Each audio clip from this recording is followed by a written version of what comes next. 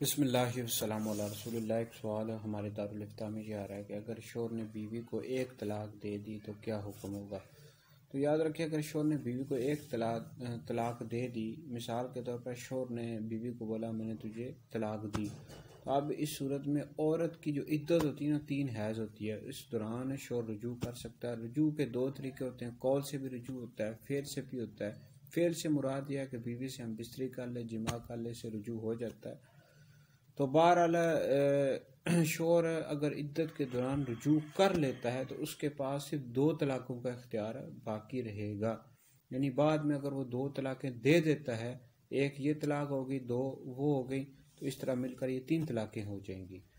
لیکن اگر شوہر عدت کے دوران رجوع نہیں کرتا تو پھر اس صورت میں حکم یہ ہے کہ اس کو پھر دوبارہ نکاح کرنا پڑے گا 2 گواہوں کی موجودگی میں۔ بہرحال اگر شوہر نے بیوی کو ایک طلاق دے دی تو عدت کے دوران رجوع کر سکتا ہے۔